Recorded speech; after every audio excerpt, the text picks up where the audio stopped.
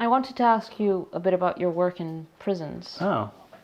How did it start? So it started, so I'd come back from overseas and lost my job at the New York Times for denouncing the war in Iraq, given a formal written reprimand, told I couldn't speak about it. This is classic. We had another reporter, John Burns, who was cheering on the war in Iraq. They didn't give him a reprimand, so it wasn't... He was also involved in the New York Times dealings with Julian. Was he? Oh, yeah. Okay. So Burns was cheerleading the war and I was denouncing it. So it wasn't a matter of speaking out about the war, it was just speaking about the war and saying the wrong thing. So I was finally told I couldn't speak publicly and I left the paper. And I kind of I wrote my first book, War is a Force That Gives Us Meaning, which I didn't expect anyone to read. It was kind of about the culture of war, and it wasn't autobiographical and it wasn't even sequential, but it was about the culture of war, what it's like, and I've covered, at least a half dozen conflicts in depth. And I was teaching at Princeton and I was living in Princeton.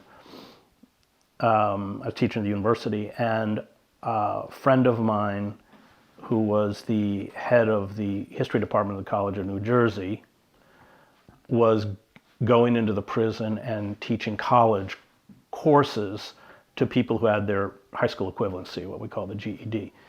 Now, it didn't have academic validity, and she bought the books, and that's how I started, because of her.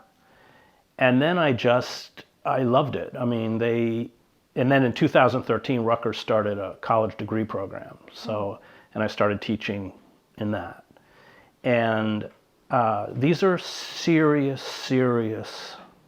students who have turned their cells into libraries, who never had a chance, and that space in a prison classroom is really sacred because you're given agency. It's the only time in the day you're given agency. You're treated with respect. I mean, really, sacred is the only way to describe it. And so, I've been teaching since 2010, and now I think I've tried to count. I've seen about 600 students, and a lot of my students are getting out. I helped my students write a play, which was my book. Our class was about that process, and your mother's a theater director, your brother's an actor, my wife is an actor, and when I started, it was kind of clueless. I was teaching drama. I was teaching August Wilson, all these great playwrights, Baldwin and others. But I realized from the first day they hadn't seen any theater because they don't have money to go see theater. Right. Unlike in the old days in Europe where they used to subsidize. Even when I lived in Zagreb, I could buy a ticket for $10 to go see great opera, and they were all state employees. And so whatever you say about communism, they supported the arts and a great education. I mean, you could get through Charles University. And so I said, okay, well, why don't you just I wanted them to write in dramatic dialogue because that's how emotions and information, everything is conveyed. And it turns out that one of my students had knew who I was and had recruited the best writers in the prison. So I start reading through this stuff and I'm going, wow. I mean, I had 4 or 5 really powerfully written. And so I said to my wife, I think I'm going to try and help them write a play. Not that I know anything about writing a play. And then it just unraveled. I mean, because in a prison, you don't even tell your cellmate anything about yourself, because when you express vulnerability, then the predators come for you. Right. And guys would get up and they started writing these scenes of their lives. And some of them couldn't read them, or they'd stand up and their hands were shaking and they were crying. It was really powerful. And because it inadvertently and organically became, their grief, their loss, all of that was expressed in a group of 28.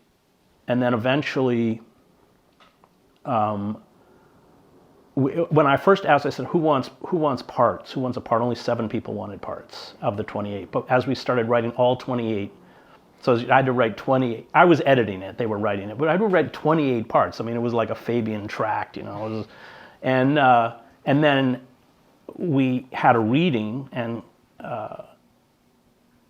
we couldn't produce it because there was stuff in there that would anger the guards. And so I brought in Cornel West and the great theologian James Cone to hear it. But when we got to the lobby, the warden was there and he said, you're not going to your classroom. and they hauled us into the chapel, and there was a phalanx of guards, all white at the back. And then they brought my class in. And of course, they had to immediately decide which parts of the play they could read out loud and which they couldn't. And they all huddled, like in a big circle. And I wanted to hear what they were editing out. But I purposely walked all the way to the back of the room because I said, it's theirs. It's their play. And you can't replicate that power. However, they weren't trained actors or anything, but it all came from here. And then my best writer, thank God, got out first. I met him at the gate. And we worked with a great director, Jeff Wise in New York, who workshopped it. And we had to reduce those parts back to 7 parts. And then it was produced by the theater in Trenton, New Jersey, and was sold out every night for a month. And then we had one night for the families. And that was, an amazing experience. So all of these families, some of whom had driven hours to get there. And about 4 months into the play, I hear people begin to cry. And they just wept through the whole play. And so I wrote this book, Our Class, that used that process of writing the play to talk about mass incarceration, because every scene in that play happened to someone in that classroom, including stuff that would just seem improbable, like the guy who, his first night in Trenton, which is the high security prison in New Jersey, the guard comes and goes, that was your father's cell. Yeah, stuff like that. You can, Jesus. Yeah. Or I said once to I said, okay, we were working on scenes. I said, we need to get a dialogue between the son and the mother. And then a student comes up to me after class and goes, well, what if we're a product of rape? And I said, well, that's what you got to write, Timmy. So he couldn't read it, actually. And it was written into the play. And when we produced the play and he did read it, he immediately went off stage. And I said, where's Timmy? Where's Timmy? And I found him in the corner of the bathroom just shaking and sobbing. And the dialogue that he wrote, which was from his own experience, was he was a product of rape. And he was with his half-brother in a car. And there was a weapon in the car. And the car was searched by the police. And it was his half-brother's weapon. And he said, it's mine. And what he wrote was the phone call from the county jail to his mother, which said, it doesn't matter, Ma. I was never supposed to be here anyway. And you have the son you love. That's why he went to prison. Oh, my God. Yeah. So it was, still even though I wrote the book, I pick it up and it kind of rips my heart out. Wow. So I'm really committed, and they're amazing guys. They remind me of war correspondents, actually. I don't really like liberals too much. When I went to divinity school at Harvard, I lived in the inner city in Roxbury and I used to commute into Cambridge to go to school. I said, that is where I learned to hate liberals. All the people who, talk about empowering people they never met.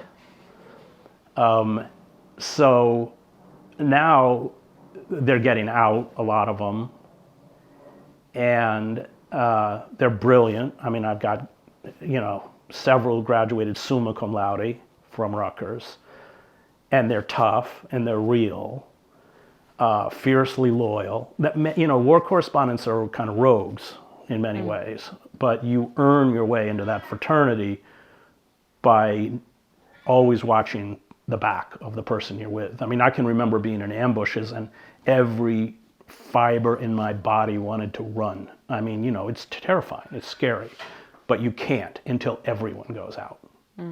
And they have that kind of loyalty. Yeah. So now I'm getting back and going to court.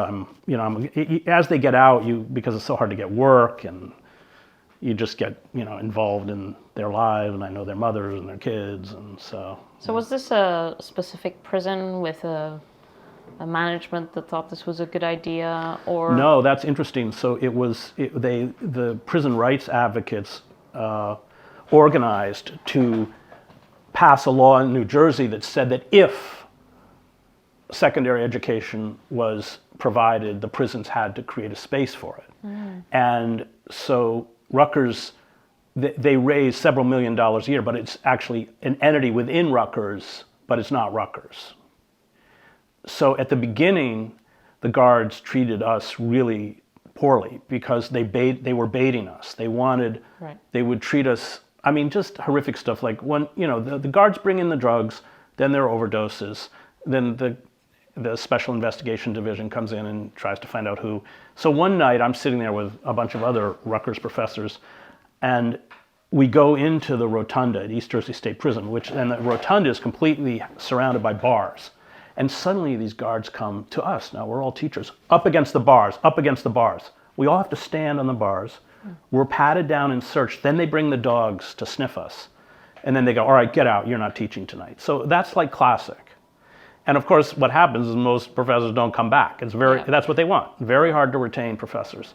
And they can be but you can't respond, because if you say one thing, I'm sure you know what I'm talking about, then they write it up and you don't come back. Yes. And so they could be really, it's better now, and I think it's better because in the prison that I just taught in, we have 140 people out of 2,000 in the college degree program. It's really hard to get in. And if you have a lot of charges, i.e. if your disciplinary record is not good, you can't get in. So I think we had, for the 140, 600 or 700 applications, but it means that the behaviors in the prisons are modified because people want to get into the program. That's my guess. Right. So they're not as, and then you've got the class issue, because the guards didn't go to college, and they're going, why do these people get free? I mean, it's a legitimate question. I mean, so, and then the other factor you've got is that most of these people, a lot of the guards were in Iraq and Afghanistan, so they've got very bad PTSD. And I'll pull in there, and they're all coming in their pickup trucks and totally pumped up, probably on steroids. Yeah. And it's a job like cops where you can be paid very well to be a sadist. I mean, nobody's gonna. The vocational ones. Yes. Yeah, I think it's for people who haven't been in that kind of environment, it's very difficult to understand the kind of dynamic that develops very quickly. Because I think maybe the first or second time you go in there, and you kind of, you want to stand your ground on all sorts of small things. That's a bad idea. It's a bad idea, and you notice people who are new, coming into the prison. You're like, just run with it, because first of all, it's a little fiefdom, right? It's a totalitarian system. Completely. And they control everything. I mean, literally everything. On a whim too. Yes. It's a whim. There's no rule. They just feel like it, they do it. Exactly. So you have to play along. You have to make compromises in order to, and pick your battles. Because I mean, at times I've tweeted about things that have happened in the prison, but maybe one time out of every 6, because I have to do that calculation. Yeah, that's right. I was just in Rome. I don't know if you know. I saw had the Pope. Yes, I saw the Pope in a private audience, and I gave. You speak Spanish too, right? Yes. You speak Spanish? Right? We spoke Spanish. Except he speaks Argentine Spanish. That's all right. And I was thinking, I want to give him a gift, but what gift do you give the Pope? And so the gift that I ended up giving was 2 printouts of the famous wedding pictures. Oh, that's nice. Because, as you know, I mean, you were meant to be there. You were meant to be a witness. Just as outside. Yes, you were outside the listening to prison Craig walls. Murray. Well, one of the objections they had to having you as a witness was that you were a journalist. I know. Well, they didn't let your photographer in there. Exactly. So the prison took the pictures. Prison guard, who's the same prison guard that does the pictures for cell raids. And Julian and I sort of joked that our wedding pictures would look like a cell raid, and they kind of do. So we haven't actually been given the digital files. We've been given, both Julian and I each, printed out copies of the wedding in A4, like porous, not photographic paper. And that's what I have, right? I just have that one copy.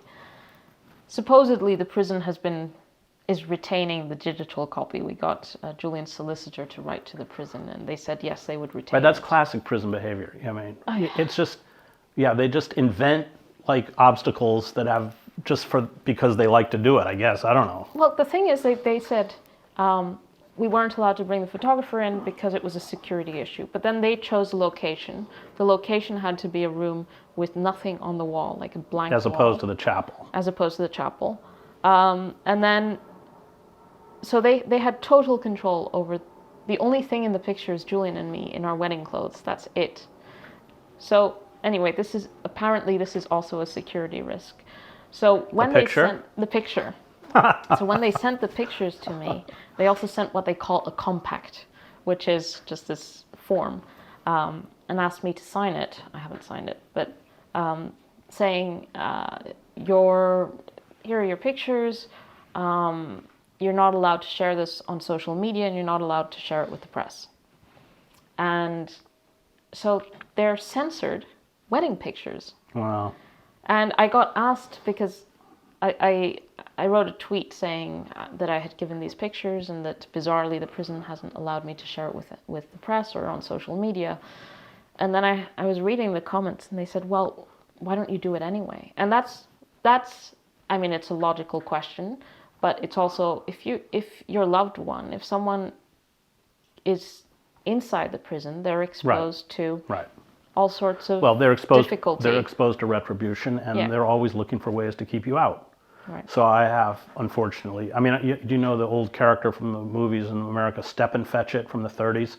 It's this horrible black stereotype, where Step and Fetch It, he's every black stereotype racist stereotype you could want, where he doesn't want to work and he's completely obsequious to white people and awful.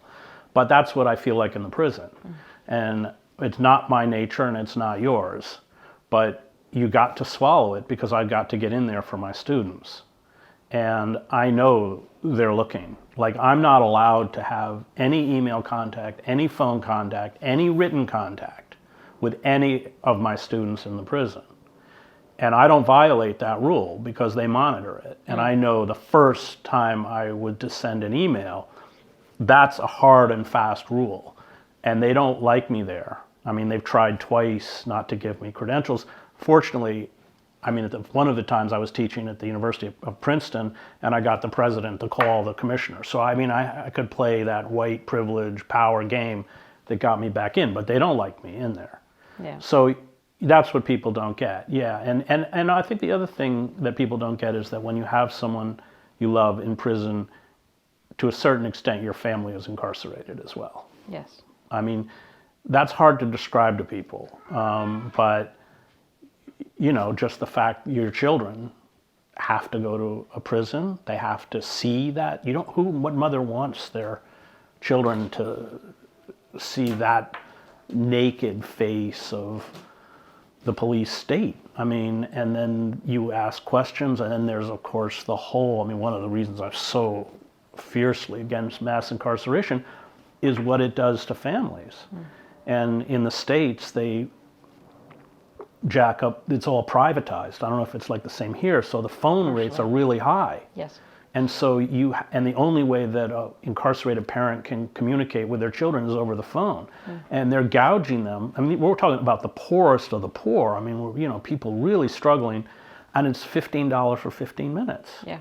And the people who run this, I just did a protest at Princeton Theological Seminary because the owner or the guy who owns, it used to be Global Tel-Link, and they've said, of the prison phones, who's worth, I don't know, $10 billion. I'm not making that up. I mean, he's the chairman of the trustee board of the seminary. Yeah. And so, again, it gets into how corrupt how wedded the institutions are.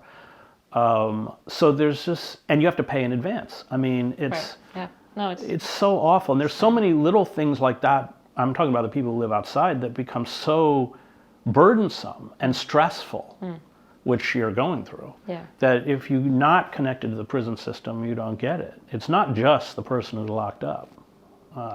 In a way, you've locked up the whole family. Yeah. Well, our kids only ever get an hour and a bit with Julian.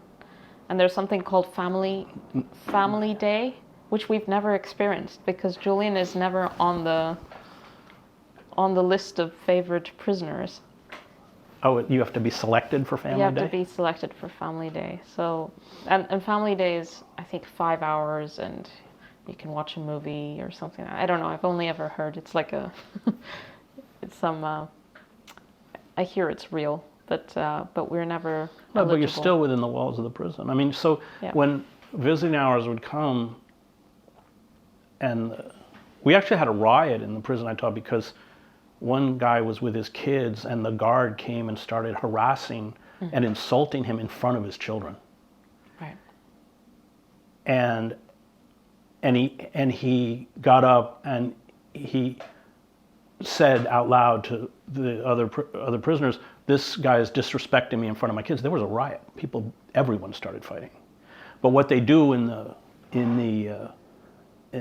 that prison is that, you know, they stop the visit and you got to move immediately.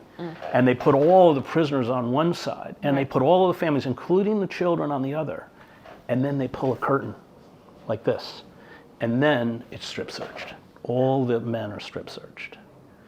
And that in and of itself, and that's why, and then they will also harass the families who come to visit. So you can wait for hours. There's no bathroom. If you wait, you're often outside in the rain. There's no protection from the rain. Right. Then the guards, so a lot of my students tell their mothers don't come because they are so upset and they're powerless at seeing their mothers disrespected by the guards that I mean, that's very common. They say, just don't come, don't. And then people who have long sentences, the first thing they do is they get the paralegals to write out the divorce papers. I mean, it's just, you know, I say, if you don't walk out of that prison system angry, you don't have a heart. You know, people say, what keeps you going? I said, well, how can I walk out of that classroom and I walk out? They don't. Yeah. But and Julian's detention conditions are probably even worse. I mean, they are worse, I think, than my students. I mean, let's be clear. I mean, you know, what you're doing is torturing, solitary confinement. I had a student, he had a cell phone sold to him by a guard. They catch it and they throw him in solitary for a year. I mean, he graduated summa cum laude. He's out now. He's working as a community organizer. But if you go back to that year, he's never gotten over that trauma. Yeah. Yeah. And we know from just, you know, studies, 6 days in solitary confinement will start to really mess your head up. So these are systems designed to torture, which is, of course, what they're doing to Julian. But it's not just Julian. I think Julian probably gets it worse than they do. In the supermax prisons, though, they won't put the college degree program in the supermax prison in the state of New Jersey because, in the words of the warden, it's a waste of time because they're all going to die in here anyway. That's a quote. Wow. So I was just buying the books and going in and teaching a course like I had done before, the college program. And I taught, you know, these things like teaching Shakespeare in prison. Then all these academics write books about how it changed their lives. Well, I've taught Shakespeare in prison, and it's good for them, but it didn't change their life. I think they couldn't wait to finish. But I did. I taught Lear, a close read of Lear. Well, Okay. that was a whole course, line by line. And I wish I'd taped it because I'd have them do summaries, you know, of like, so yeah, Lear, he's got like his posse and like his two bitches, and you know, it was hilarious, you know, it was hilarious. But we got to Gloucester's suicide, and it turns out a third of my class had tried to kill themselves. A third. And that's supermax. I mean, there's no rec time, they can't lift weights, they will go 4 or 5 days without getting out to the yard. It's and the mood in that prison or that classroom is unlike any other. I teach mostly in maximum security prisons, supermax. It's unlike any. And of course, Julian's held under these, you know, same kind of conditions. I mean, he eats in his cell, right? He doesn't. Yes. He eats in his cell. Yeah. And these things become it's very disturbing how this, I think as you're exposed to it and as time goes by, you see, I saw this in myself. I kind of had this moment of objectivity at one point when we were getting our, what's it called, the bureaucratic step you have to do before getting married. You get the registrar to come, and so the registrar came to the prison, had to have us both present and so on. So this was in a different room to where we usually meet, which is this big hall. It was where the legal meetings take place, and they're small small rooms with a table and some chairs. And I came out of this meeting feeling so fortunate for having spent an hour and a half with Julian in a different space. And it's very disturbing how you kind of assimilate the restrictions. And normal was in the visit hall, and just being with Julian in this different room was, I felt like I had been really fortunate. Well, that's what prison does. Yeah. It reduces you. Well, I mean, look, it's a form. It's bondage. It's a form of slavery, really. Yeah. And it reduces you to rejoicing in these, in the, you know, in the broader context, insignificant privileges that the master grants you. Yes. Yes. Have you tried to get into, or have you been in ADX Florence? No, it's really hard to get in. Okay. So this is a prison that Julian will likely be taken to if he's... Yeah, I mean, so I've been in Marion to visit Daniel Hale, and he's in the MCU, which replicates, if Julian's extradited, the conditions he'll be held under. And yeah, I mean, it's like when I was visiting with Daniel, so I couldn't, it was behind plexiglass. And let's remember, this is a guy who never committed a violent crime in his life, like Julian, ever, you know, and so it was me and him talking, and the guards were recording, and I could hear in the other room, because they turned the volume up, I could hear our conversation, being recorded, that they were playing. And that, of course, is, you know, Baritza's a pretty repugnant figure, but she did recognize the savagery of the American prison system, to her credit. Yes. And it is savage, having been in it. And it's really savage, yeah. So. Has any documentary crew followed you into the prison? They won't allow it. There's no electronics in the prison. You can't do that. Well, not in Belmarsh either, but then you have some TV programs about Belmarsh that make Belmarsh look good. Or what my students hate is these shows like Real Prison or whatever it's called, where they're all animals, you know. So you can get TV, but you know they're not going to film 2 hours of us discussing James Baldwin. That make really good TV, and that's what all my experience in prison is. Yeah. And so I love this. I love those students, and they come to my house now, and you know they're just amazing human beings. And I spend a lot of time trying to get them jobs, and which is hard. But they're really remarkable. I mean, to end up where they have ended up. I mean, very few of us could have gone through what they went through and ended up where they end up. Right. They are really remarkable people. Yeah, no, they won't allow it. I mean, I'm in there by sufferance because they don't want the publicity, which I would, of course, generate if they threw me out. Right. And I have heard anecdotally that the governor said, I don't want to deal with it, so just give them the clearance. But yeah, no, they're amazing human beings. I mean, and you know, August Wilson writes about it. So does Solzhenitsyn. You know, the finest people. I'm sure Julian says that. Some of the finest people he's met are in prison. And there was that. Remember, there was in the prison that act of solidarity on the part of the prisoners on Julian's behalf. I can't remember the details. It was.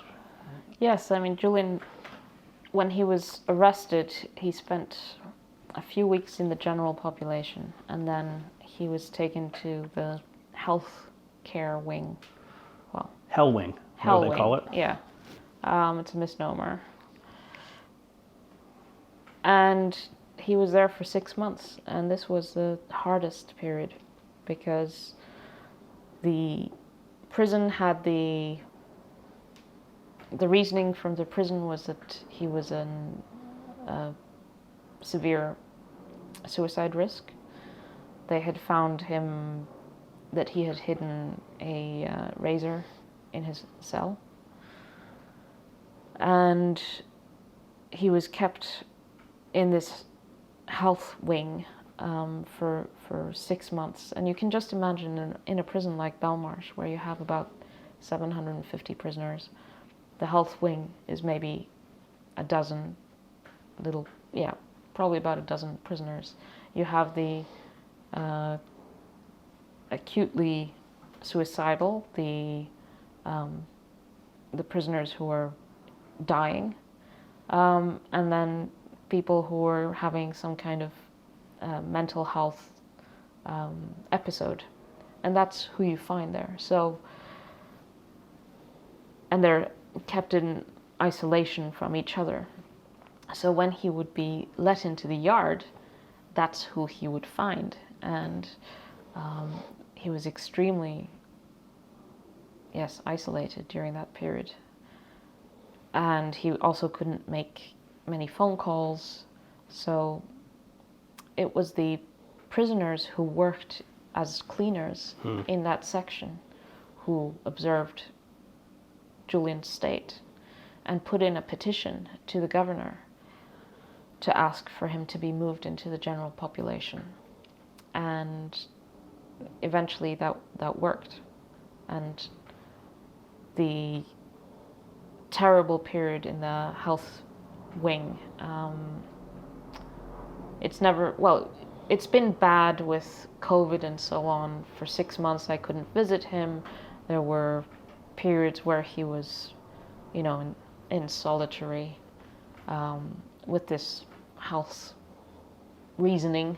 There was an outbreak in his wing, about 70% of prisoners. This was even, early on in the pandemic. But it was never as bad as it was when he was in this health wing. And it was thanks to these prisoners that he got moved. And there is that kind of thing in the prison.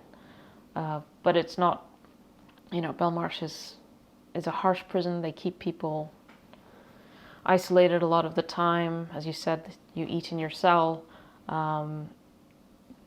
Sometimes you have association within the wing, which is an hour where you can move in the corridor and speak to other prisoners. But they prefer it not to be that way, because from the perspective of an underfunded prison management, the more you have prisoners interacting, the more risk you have of some incident. And so the incentives are just to keep people inside their cells. And of course, that in itself carries all sorts of consequences. Oh, it makes their job right? easier. I mean, so, when I was teaching in Trenton, I would post the class. And I did this, 3 or 4 times, and then the prison called and said, "Oh, we posted your class, nobody wants to take it." And the social worker at some risk called and said they never posted your class. Right, sure. Because they don't want the movement, they don't want to deal with it. It's keep them locked up for 23 hours a day. It's easier. Yeah. And that's always the push in the prisons, because any kind of social interaction or an education program requires more work, and they don't want to do it. Yeah. Well, it's all people are used to seeing these prison break and these TV programs where everyone's in this mess, like mess. Do you call it? Mess hall, yeah. Mess hall. Mess. People interacting, and for most of the time, it's nothing like that. At least in Belmarsh. It's the exception to the rule is that you're out of your cell. In a supermax prison, you don't get that. In a maximum security prison, you will get a mess and a yard and all that kind of stuff. Right. You have sections of the prison, management control units, or what they call the hole, where it's just isolation. So you have sections in the prison where people are under those conditions. But yeah, we did. But he's of course held in a very high security prison, so that's typical for how they operate. And it really the the end is to keep them locked in their cells almost all the time. That's how they cope with it. Yeah. And I don't know, what does he get, 23 hours a day in the cell? What's he? Yes, sometimes it's 22. Okay. You can leave your cell to collect medication, to go to the shower. You have to be able to leave at certain times. But they knock on the door and they say, "Do you want a shower?" And then you come out. It's not like you can open the door. And yeah. Well, I have a question for you. So I asked John.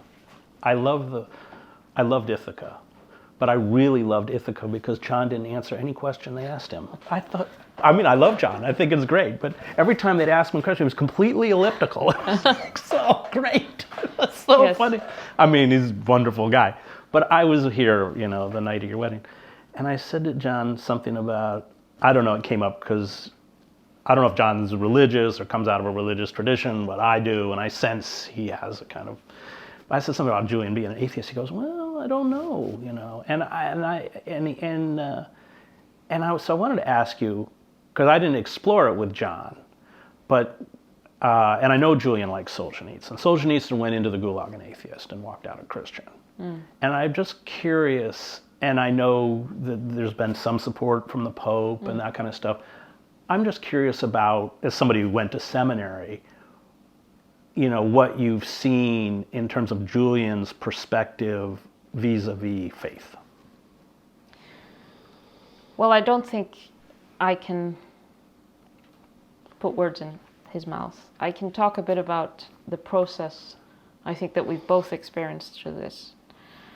And I've seen people, react rather viscerally when for example, when I said that there was the Catholic chaplain in the prison had blessed our wedding and this kind of thing. And people project a lot of things. Okay, I want to run through because I remember you telling me, and I thought it was great. This, for me, elevated this Catholic chaplain. Was it like you're not allowed to hug, but he kept saying, "Now you can kiss the bride. Now you can hold the bride." I think we had both the registrar and the chaplain were actually everyone in the room, even the guards, were, I think, quite moved and enthused by the whole situation we're facilitating. I heard John make some comment about how prolonged this kiss was.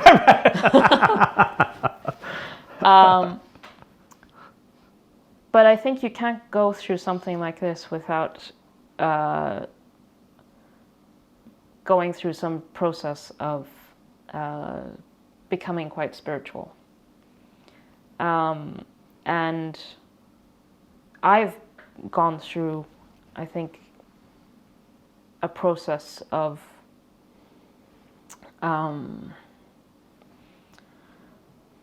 understanding the importance of community and human connection. And I think it's something that I'm constantly striving to understand in this kind of trying to make sense of what is happening and how you're supposed to, how you can go forward, when you have this complete cruelty being... well, let's call it what it is. It's evil. Well, it's evil. It's evil. And you have to... you have to go through a process. You have to process it, and you have to go through a process to learn how to manage your emotions and your... and understand humanity and how some things are completely... It's also made me think a lot about, justice and and the justice system, which is just like something that floats on top of reality, and then sometimes it activates, sometimes it's denied. But then there's this bigger sense of justice that people have a natural sense of, And then there are some people who are outside of that. And what I can say is that, inside the prison, the structure of the chaplaincy provides a place for humanity, for connection, for in this brutal environment. And so in whatever way I don't know how Julian would describe it, but I know that he's found support within that structure. And so have I. Well, because it's stripped down to an existential battle. And every time you walk into that prison with your kids, it's the forces of life confronting, in a very palpable sense, the forces of death. I certainly experienced that in war. So palpable that I could feel it. And these are non-rational, they're not irrational, but non-rational forces that go into, I think artists, you come out of an artistic family, deal with it. I think religious thinkers, the best ones, deal with it.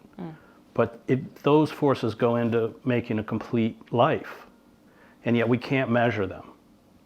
And because of where Julian is, and because of where you are, and because of what you bring, which is really life, sustenance, eros, love. And you bring it into a space where everything is conspiring to crush love and compassion and empathy. That is an existential experience that I think, and I see it in my students in the prison, forces them to begin to ask questions that in a protected environment or, an environment outside of that starkness, you don't ask. And that's why I love Solzhenitsyn. I taught the Gulag Archipelago in the prison last fall, all 3 volumes. And I'm a Nazi. I would quiz them to make sure they did the reading. But that is the Gulag Archipelago. It is about his spiritual journey. Yeah. And like Julian, he went into prison with this notoriety and power. He was a captain in the Red Army. He was a brilliant university graduate. And he talks about wearing his officer's coat for the longest time because he couldn't shed himself of that status. And then the last volume is about rebellion and resistance. So I'm not surprised.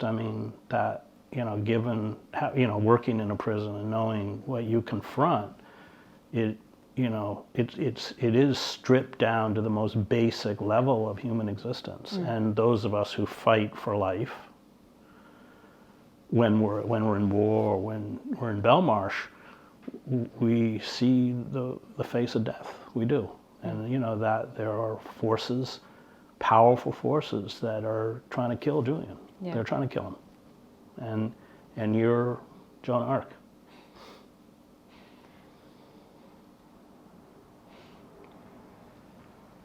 I don't know if we can finish on that note. Sure, we can.